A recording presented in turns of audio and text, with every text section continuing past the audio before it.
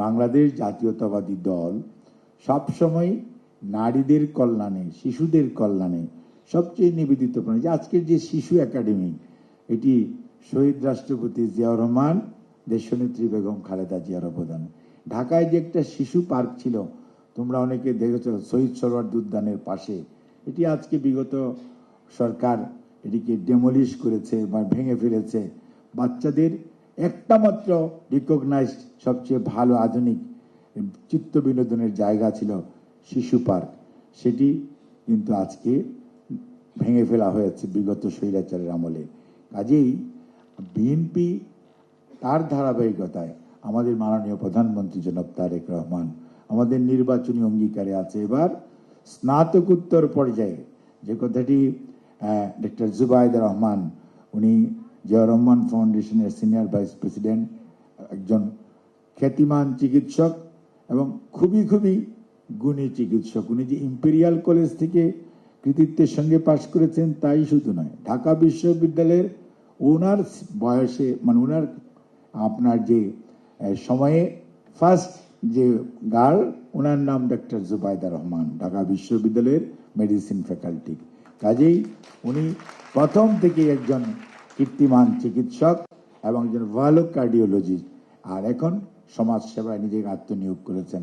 যে কথাটি বলছিলাম যে আজকে প্রধানমন্ত্রী ওনার শ্রদ্ধেয় পিতা শহীদ জিয়াউর রহমান, ওনার মা দেশনেত্রী বেগম খালেদা জিয়া, তারই ধারাবাহিকতায় উনি এখন আর স্নাতকে নেই, উনি এখন স্নাতকোত্তর পর্যায়ে মেয়েদের পড়াশোনা কিভাবে ফ্রি করা যাবে, তাদেরকে সহযোগিতা করা যাবে, তাদের জন্য কিভাবে তাদের স্বাস্থ্য কিভাবে নিশ্চিত করা যাবে এবং সর্বোপরি শিশু স্বাস্থ্য সহ নারী উদ্যোক্তা কিভাবে তৈরি করা যাবে, এটি হচ্ছে বর্তমান প্রধানমন্ত্রীর অগ্রাধিকার প্রকল্প নারীদেরকে নিয়ে।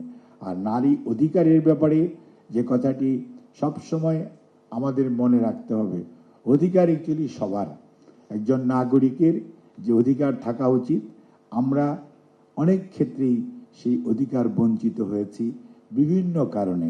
গণতন্ত্র থাকলেই অধিকার হয় না, গণতন্ত্রের লেবাসেও স্বৈরাচার হয়, সেটি আমরা বিগত 17 বৎসর আমরা দেখেছি।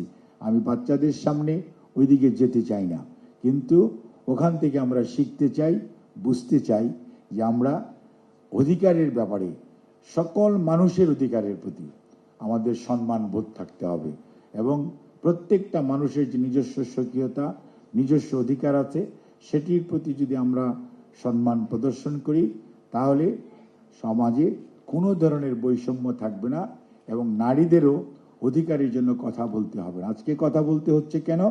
যেহেতু আমরা অধিকার হারা করে রেখেছিলাম পুরুষতান্ত্রিক এই সমাজে, বাংলাদেশ ইনহেরিট করেছে এটা, এবং সেই জন্যই আজকে নারীদের পক্ষ হয়ে কথা বলতে হয়, বিভিন্ন সংগঠন হয়। কিন্তু আমার ধারণা কিছুদিনের মধ্যেই এই বৈষম্য কেটে যাবে। আজকে যেমন মেডিকেলের স্টুডেন্টদের মধ্যে 20% থেকে এখন 63% ফিমেল স্টুডেন্ট হয়েছে। এটা কিন্তু দয়া দাক্ষিণ্যে হয় না, ইট ইজ ডিউ টু তাদের মেরিটে হয়েছে। কাজে এই যে অবস্থান আজকে মেয়েরা তৈরি করতে পেরেছে, এটির জন্য যে প্যাট্রোনাইজেশন বিভিন্ন অর্গানাইজেশন করছেন, দিস ইজ ভেরি গুড।